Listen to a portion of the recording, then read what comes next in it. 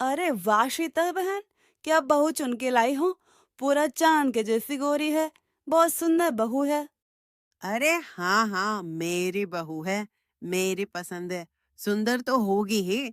और चांद की जैसी गोरी क्या, उसका नाम भी चांदनी है। तभी रूपा आती है।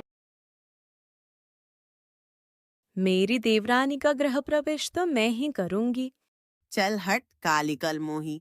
ये तेरा काला रंग कहीं मेरे चांदनी बहू पे ना चढ़ जाए। और तुझे यहाँ किसने बुलाया? निकल यहाँ से।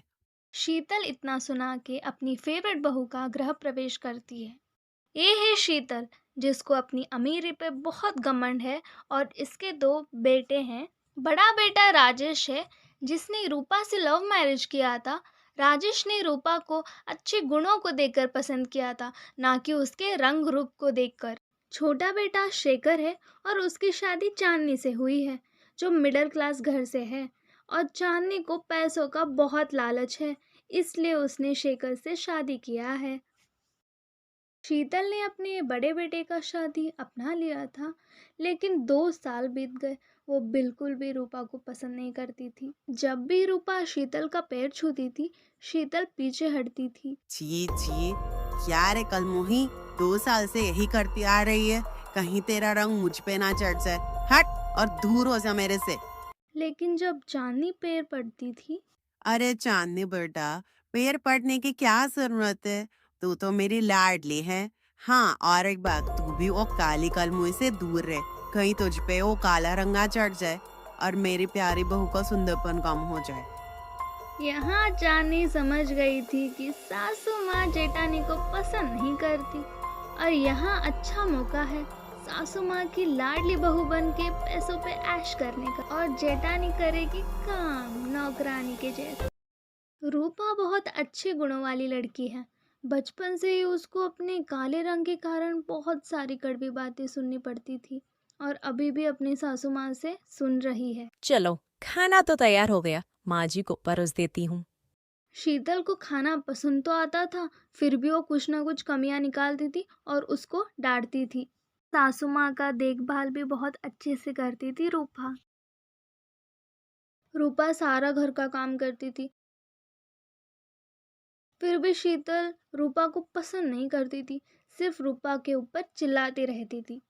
और उधर वो जानी दिन भर मोबाइल में अपने दोस्तों से बात करना या अपनी माँ से बात करना, शॉपिंग को जाना, ब्यूटी पार्लर पे जाना और पार्टी में जाके सिर्फ पैसे उड़ाती थी। ये सब बातें शीतल को पता था, फिर भी वो कुछ नहीं कहती थी, क्योंकि चांदनी तो शीतल की लाडली बहू है। शेखर, सुनो ना, तुमने जो पैसे दिए थे वो सारे खत्म हो गए हैं। मुझे और पैसे दो। तुम पागल हो गई हो क्या? मैंने तुम्हें 50 लाख दिए थे और तुमने एक वीक में ही खत्म कर दिया। तुम्हें पैसों का वैल्यू करना चाहिए। और मैं ही इतना पैसा नहीं उड़ाता, तुमने 7 दिनों में उड़ा दिया। मैं तो तुम्हें नहीं दूंगा पैसे। और जाके कुछ घर का काम करो। सिर्फ भाभी ही दिन भर काम करती है और इस घर को संभाल रही है। और तुम क्या कर रही हो? चांदनी वहां से चली जाती है। हे भगवान, माँ ने ऐसी लड़की को मेरे सर के ऊपर ला के रख दिया। जाने आगे क्या होगा मेरा। चांदनी अपनी सासू माँ से भी बहुत सारे पैसे मांग चुकी थी, इसलिए वो अपनी सासू माँ के पास भी नहीं गई। एक दिन चांदनी सासू माँ के कमरे में जाती है। जब कोई भी नहीं रहता, तब चांदनी सासू माँ के पैसे और पूरा सोना चुरा लेती है और वहां से निकल जाती है। थोड़े टाइम के बाद हे भगवान, लुट गई मैं तो, मर गई। मेरे सारे पैसे, सोना सब चोरी हो गया। तभी उधर सब लोग आते हैं। पक्का इस काली कलमुही ने ही चुराया होगा मेरा सब सोना पैसा। जब से आई है मेरा तो सुख चैन सब इस काली ने छीन लिया है। बस माँ, बस। बहुत देख लिया और सुन लिया मैंने इन 2 सालों में। लेकिन अभी बस। बहुत बेइज्जती कर लिया आपने मेरी पत्नी की। मैं अभी इसी वक्त मेरी रूपा को लेके इस घर को छोड़ के जा रहा हूँ।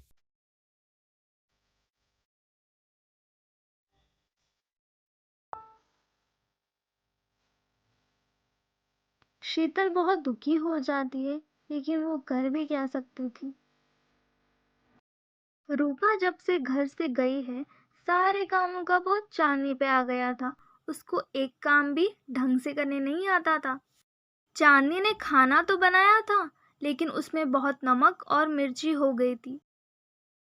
अरे चांदनी बेटा, ये कैसा खाना बनाया है तुमने? इतना नमक और इतनी मिर्ची। मम्मी जी, मैंने इतना खाना बनाया है ना, वही बहुत बड़ी बात है। चुप्पी मेरे सामने ये सब नाटक मत कीजिए।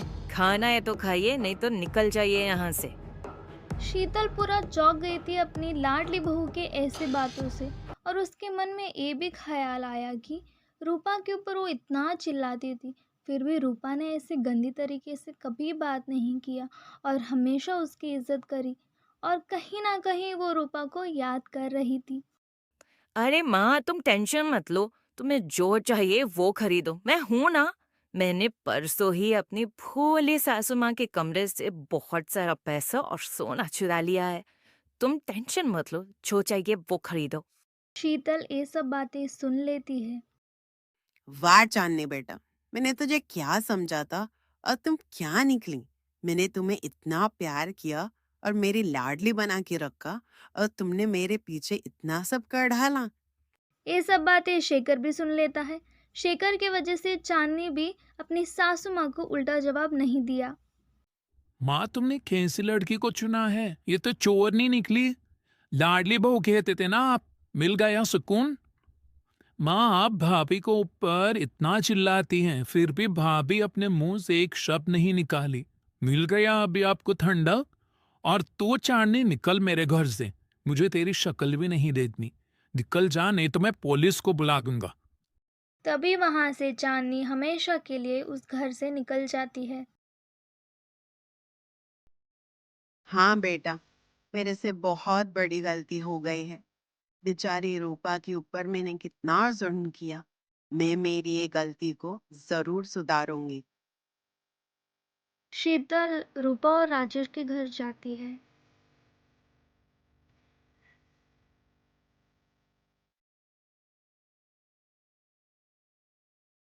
अरे माँ जी, आ चलिए अंदर चलते हैं। राजेश, राजेश, देखो ना माँ जी आई हैं।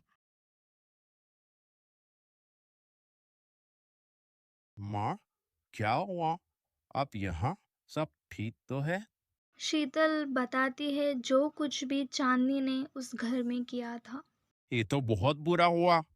रूपा बेटा, मुझे माफ कर दे। मैंने तुझ पे बहुत जुल्म किया है।